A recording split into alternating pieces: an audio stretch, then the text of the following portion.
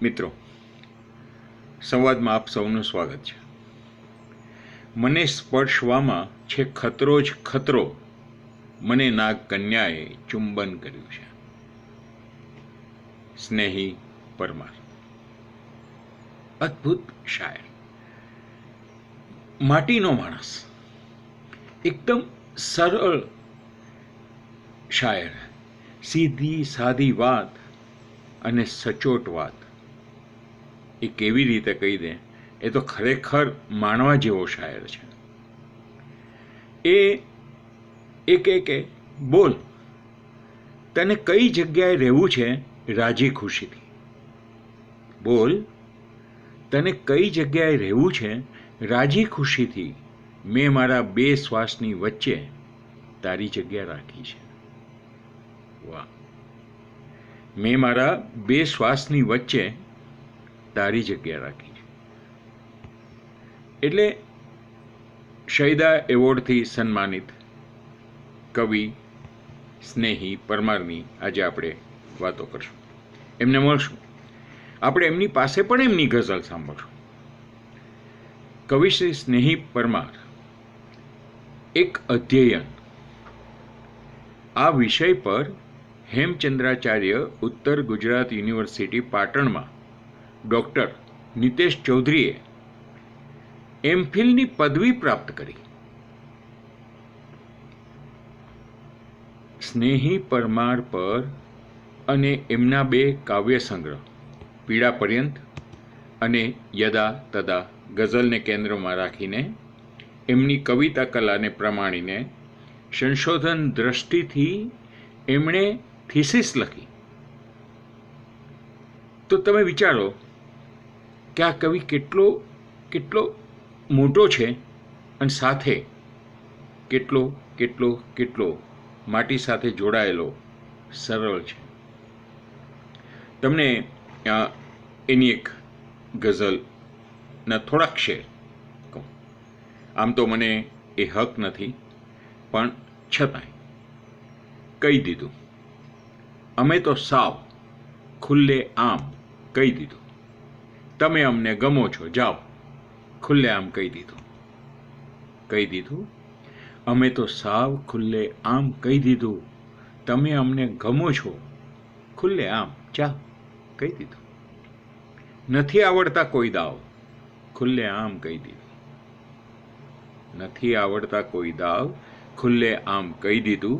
નગરમાં દાંડીઓ પીટાવ, ખુલ્લે આમ કહી દીધું. પ્રેમની વાત કેટલા સરળ શબ્દોમાં. વાહ! અને છતાં એ કવિનો ઈગો જુઓ. એ જ ગઝલમાં એમના બે શેર છે, એમાં એમનો જે ઈગો છલકાય કવિનો, એ પણ જોવા જેવો છે. તમે મળવાની બાબતમાં બહુ કંજૂસ થઈ ગયા છો. તમે મળવાની બાબતમાં બહુ કંજૂસ થઈ ગયા છો. અમે થાક્યા કરીને રાવ, ખુલ્લે આમ કહી દીધું. અમે ખુદને જ ખુદમાંથી ઉઠાવી ચાલતા થશું.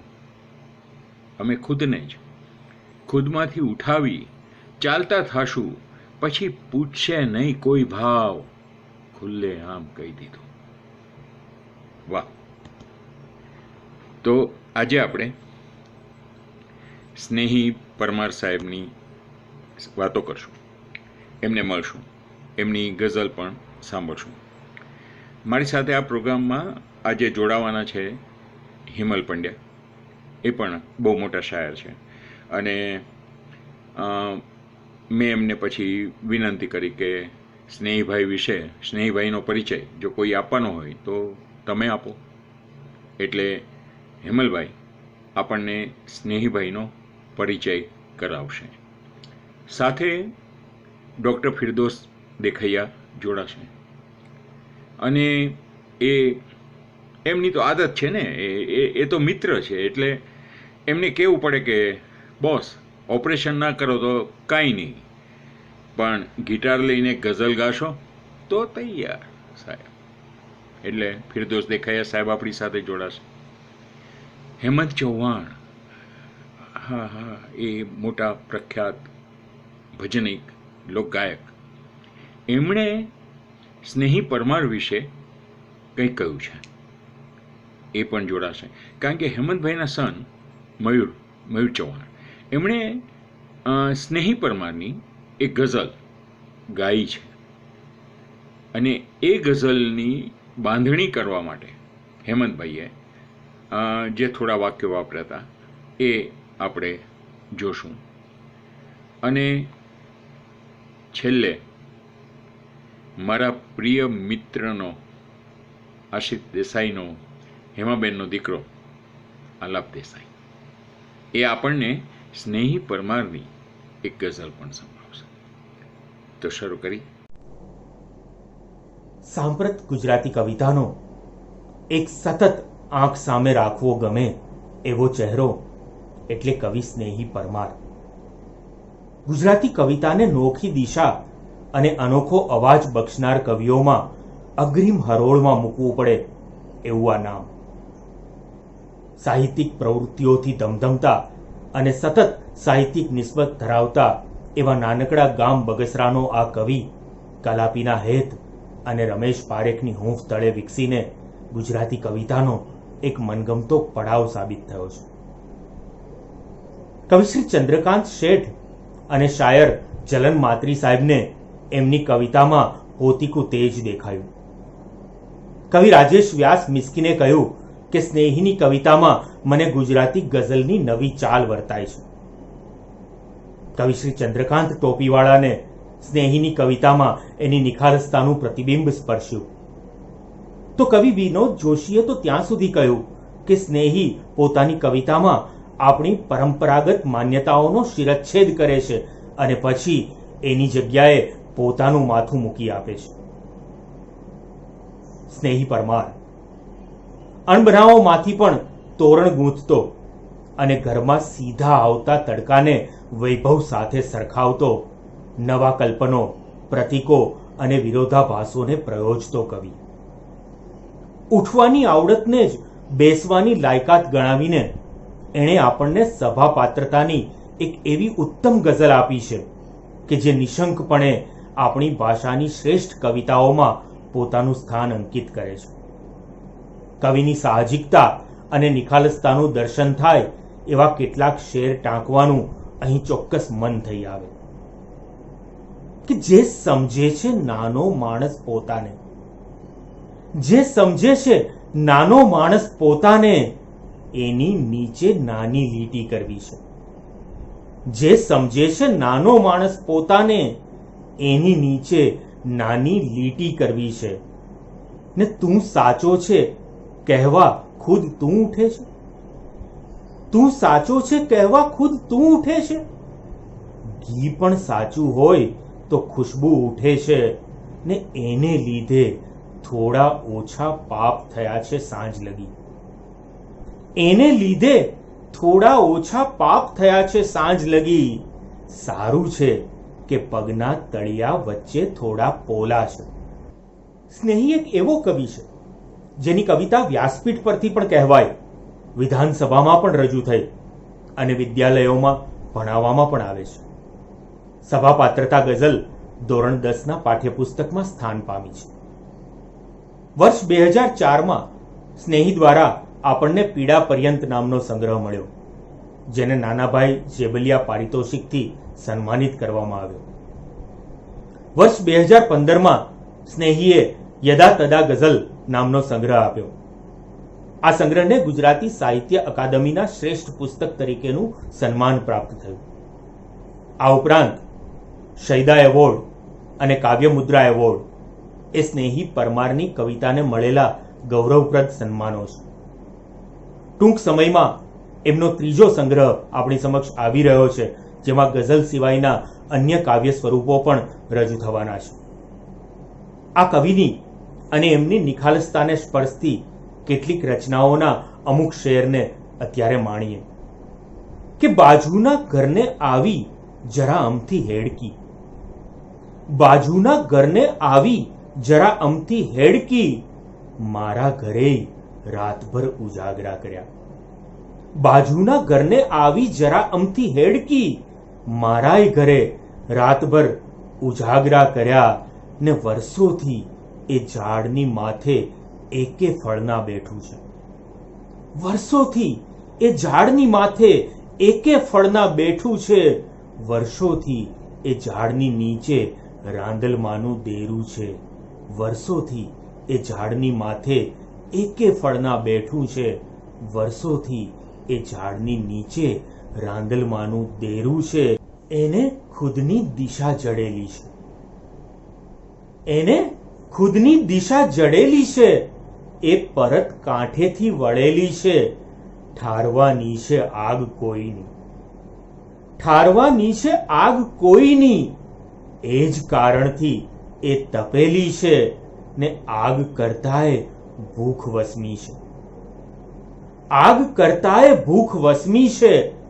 એટલું શાસ્ત્ર એ ભણેલી છે ને એટલો લાયક ખરો કે હું અહીં બેસી શકું. એટલો લાયક ખરો કે હું અહીં બેસી શકું.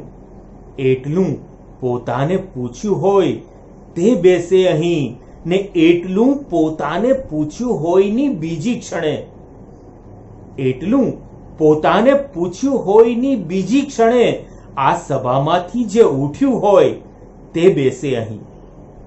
પ્રિય સ્નેહી, આપનું નિખાલસ વ્યક્તિત્વ જ આ કવિતાની સભામાં આપની બેસવાની લાયકાતને સાબિત કરે છે.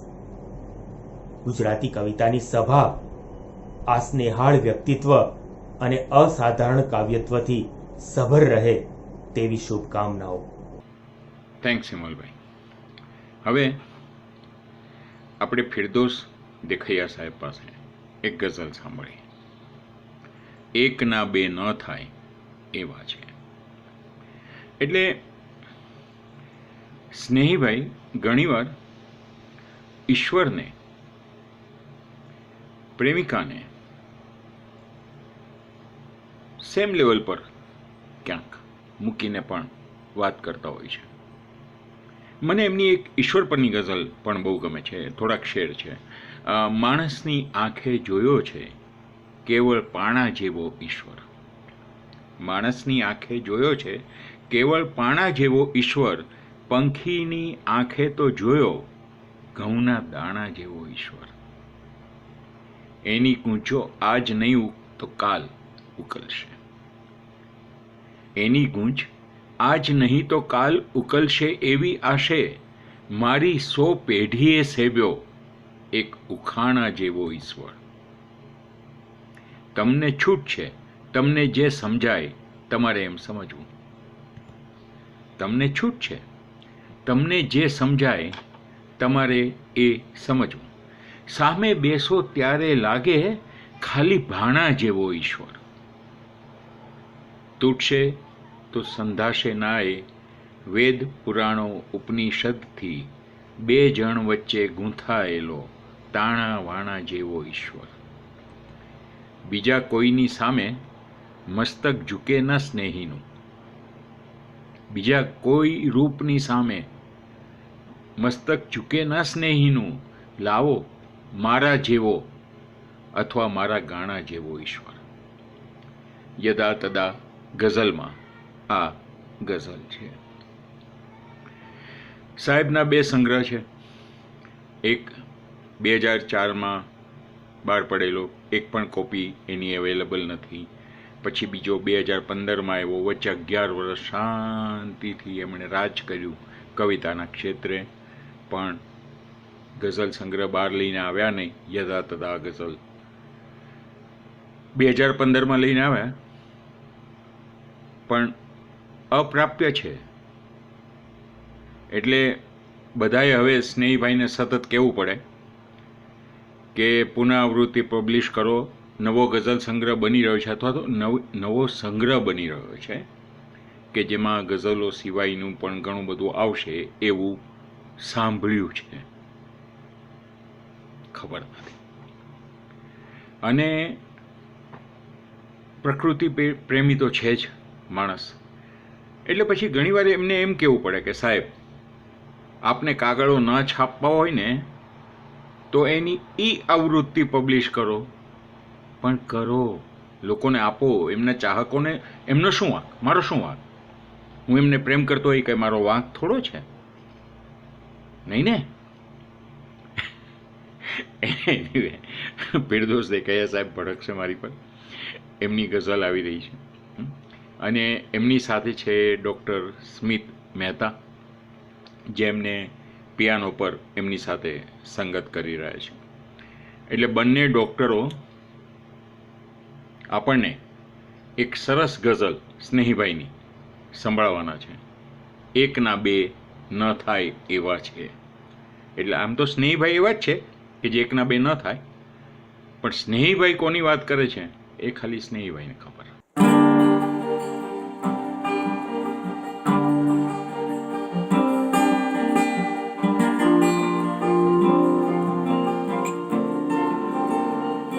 એક ના બે ન થાય એવા છે. એક ના બે ન થાય એવા છે. તોય મોહી પડાય એવા છે.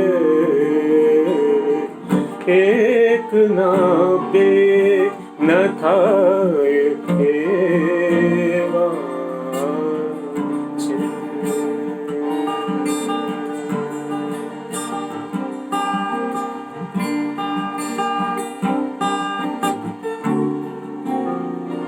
હાથ જાલે તો એના ધારે, હાથ જાલે તો એના ધારે, હાથ જાલે તો એના ધારે,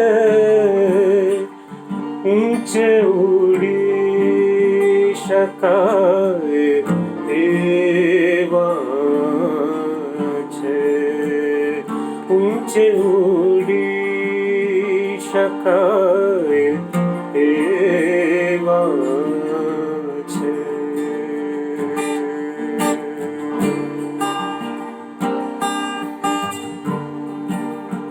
એની સાથે બનાવો પણ, એની સાથે બનાવો પણ, એક તોરણ ગુથાય એવા છે. એક તોરણ ગુથાય એવા છે.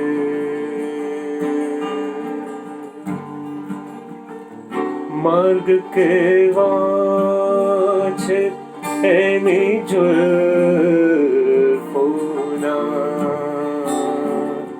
માર્ગ કેવા છે એની જુલ્ફોના,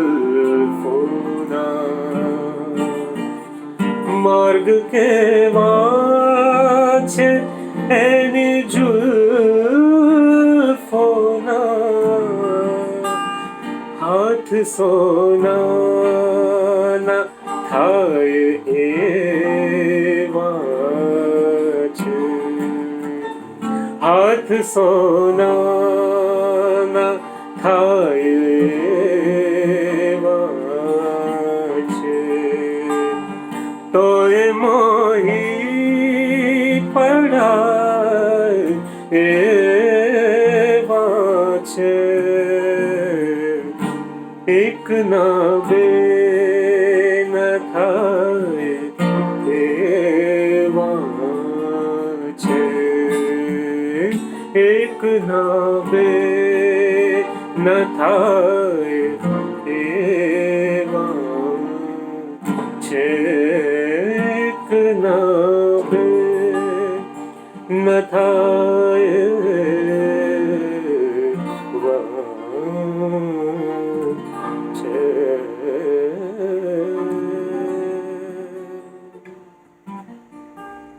વાહ ફિરદોસભાઈ, થેન્ક યુ. ગઝલ મોકલવા માટે બહુ એમણે રાહ જોવડાવી, પણ it was worth waiting for it. મારે તો એમને લખવું પડ્યું હતું કે તમને પ્રેમ કરતા હોય એ ગુનો નથી અમારો, પણ એમણે મોકલી અને ઇન ટાઈમ મોકલી. એક સ્નેહીભાઈનું ગીત છે, મને બહુ ગમે છે. અજવાળી આઠમને તેડે આવજો, અજવાળી આઠમને તેડે આવજો, રાત પડે કે રોંઢો તમ વીણ જરાય ગોઠતું નથ, અંગે ઢાંક્યું વસ્તર અંગે જરાય શોભતું નથ, ટૂંકમાં ટૂકારા કેડે આવજો, બાને નડશે મૂરત બાપુજીને સામી ઝાળ, કે જો સામી ઝાળથી જાજી અંદર છે વિકરાળ, વળતાના ખોટી પા વેડે આવજો. સૈયર હાથે મહેંદી ભેળા મેણા ટોણા ચિત્રે, રાત પડે ખખડે છે શોક્યું જેવી સાંકળ ભીતરે, આવો ત્યારે સીધા મેળે આવજો, આઠમને તેડે આવજો. કંઈ કેટલાય ગીત કવિતાઓ આપણા વાંચવામાં આવ્યા હશે, પણ આ ગીત બધાથી ચાર ચાસણી ચડે એવું છે. પત્ની પતિના આવવાની રાહ શી રીતે જુએ છે એ એની વાત આખી તળપદી ભાષામાં રજૂ કરી છે. આઠમના અજવાળાનું મહત્વ છે માતાજીમાં માનનાર માટે તો ખાસ. સુદ પક્ષ હોય કે વદ પક્ષ, આઠમ એટલે બરાબર મધ્યનો દિવસ. અજવાળું પણ સપ્રમાણ, રાત હોય કે પછી વામકુક્ષીની વેળા, પ્રિયતમ વિના સુવાનું કેવી રીતે ગોઠે. કપડાં પણ અંગ પર શોભતા નથી કારણ. અને છેલ્લી કડી, આવો ત્યારે સીધા મેળે આવજો, સીધી તમારા દિલમાં ઘર કરી જાય. આ સ્નેહી પરમાર. પણ સ્નેહી પરમાર પાસે એક હુકમનો એક્કો જેવી ગઝલ પણ છે, જે બધાને બહુ જ ગમે છે. એટલે હું એમ કહું મને ગમે છે તો એમાં તમને કોઈ નવાઈ લાગે જ નહીં, કારણ કે મોરારી બાપુને ગમે છે અને બધા શાયરોને ગમે છે. અને આલાપ દેસાઈને તો એટલી ગમે છે કે આલાપભાઈએ હમણાં આ લોકડાઉનને લીધે એમણે ઘરેથી ફેસબુક પર લાઈવ કર્યું કે હું તમને લાઈવ ગઝલો સંભળાવીશ. હવે લાઈવ ગઝલો સંભળાવે એમાં એમણે પહેલાં કહી દીધું કે તમારી ફરમાઈશો બધાની ફરમાઈશ પછી પહેલાં મારી પોતાની ફરમાઈશ, મને જે સૌથી વધુ ગમે છે એ ગઝલ હું ગાઈશ. અને એ ગઝલ સ્નેહી પરમારની હતી. આજે આપણે આલાપભાઈ પાસે એ ગઝલ પણ સાંભળશું. કોઈનું પણ આંસુ લૂછ્યું હોય તે બેસે અહીં. એનું ટાઇટલ સભાપાત્રતા એમ છે. સભાપાત્રતા કે કોઈનું પણ આંસુ લૂછ્યું હોય તે બેસે અહીં, ને પછી છાતીમાં દુખ્યું હોય તે બેસે અહીં. કોઈનું પણ આંસુ લૂછ્યું હોય, ઓલામાં એક કન્ડિશન છે ને સાનીમાં એની પેટા કન્ડિશન છે, ત્યાં કવિતા છે. કોઈનું પણ આંસુ લૂછ્યું હોય તે બેસે અહીં, ને પછી છાતીમાં દુખ્યું હોય તે બેસે અહીં, ને હાથ પોતાનોય બીજો જાણવા પામે નહીં. હાથ પોતાનોય બીજો જાણવા પામે નહીં, કીડિયારું એમ પૂર્યું હોય તે બેસે અહીં. હાથ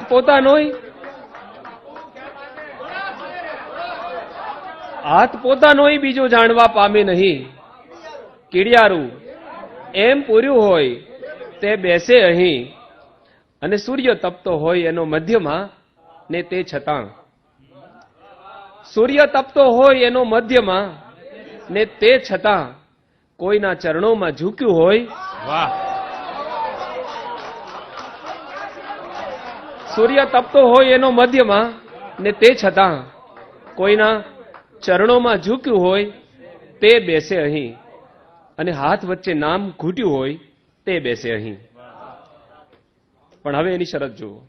હાથ વચ્ચે નામ ઘૂંટ્યું હોય તે બેસે અહીં, ને અદબથી એને ભૂસ્યું હોય તે બેસે અહીં.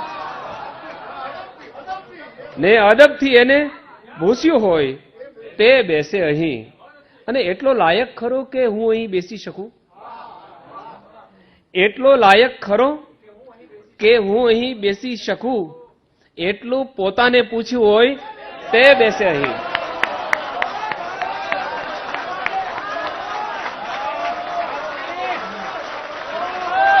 Thank you.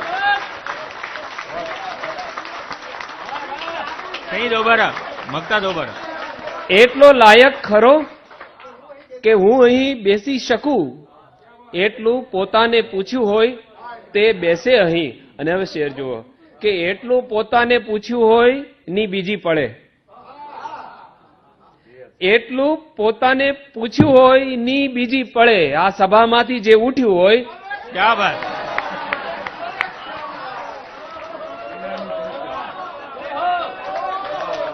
એટલું પોતાને પૂછ્યું હોય ની બીજી પડે. આ સભામાંથી જે ઉઠ્યું હોય તે બેસે અહીં. કોઈનું પણ આંસુ લૂછ્યું હોય તે બેસે અહીં. ને પછી છાતીમાં દુખ્યું હોય તે બેસે અહીં. સૃષ્ટિના તખ્તા પર માણસે જુદા જુદા પાત્ર ભજવવાના હોય છે અને એ પાત્ર સિદ્ધ થાય ત્યારે પાત્રતા મળે છે. કવિ શ્રી સ્નેહી પરમારની આ ગઝલ કોની સાથે બેસાય અને કોને આપણી પાસે બેસવા દેવાય એની આચાર સંહિતા લઈને આવે છે. કવિ કહે છે કે મારી સભા હોય અને એમાં મારી મરજી મુજબના વ્યક્તિઓને જ બેસવા દેવાના હોય તો એની લાયકાત શું હોય? આ પ્રશ્ન અને એના જવાબમાં આ ગઝલ આવી છે. ગંગા સતીએ વચન વિવેકી નરનારીનો મહિમા ગાયો છે અને અહીં આપણા સ્નેહી પરમાર આસન વિવેકી નરનારીની વાત આ ગઝલમાં લાવે છે. આમ સભા કઈ રીતે રામ સભામાં ફેરવાય એ પણ ખબર ના રહે એ જ સાચી કવિતા. ચાલુ પેશી પર આધારિત છે.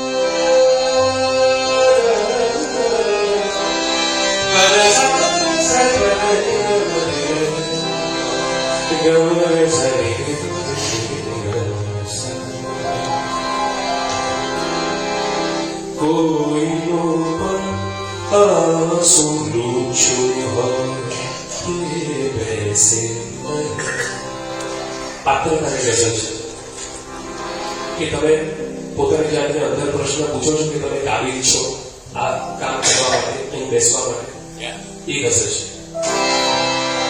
કોઈનો પણ આંસુ લૂછું હોય તે બેસે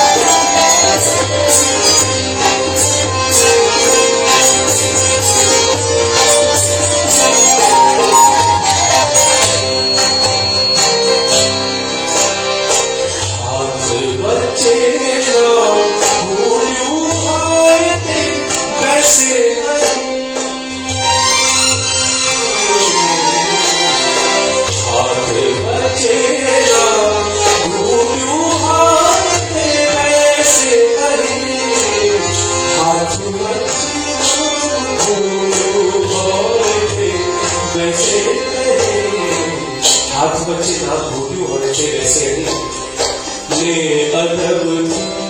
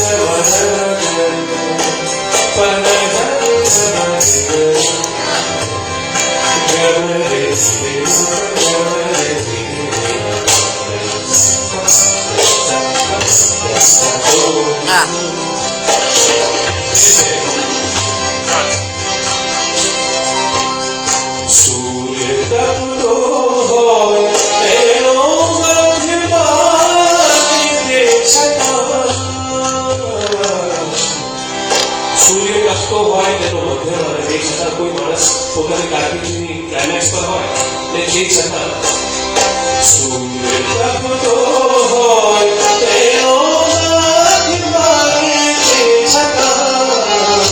સૂર્ય તપતો હોય તેનો મધ્યમાને તે છતાં કોઈના ચરણોમાં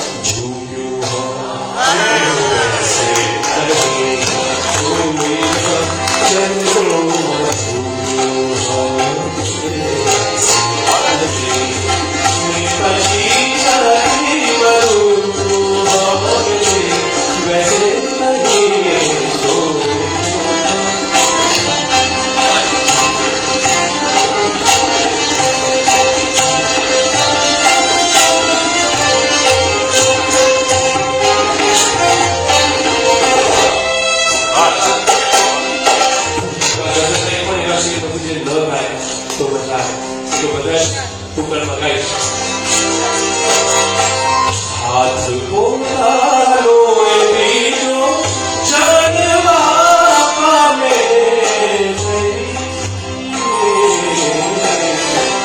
હાથ પોતાનો બીજો જાણવા પામે નહીં હાથ પોતાનો બીજો જાણવા પામે હાથ પોતાનો બીજો જાણવા પામે નહીં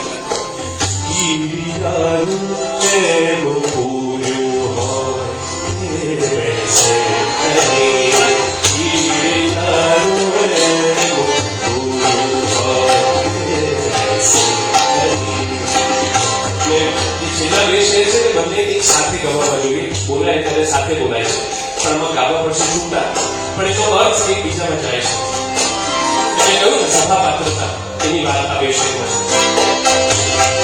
છે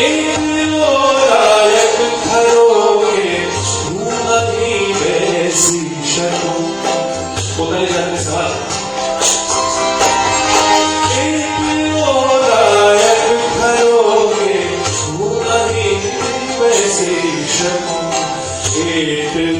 પોતાને પૂછ્યું હોય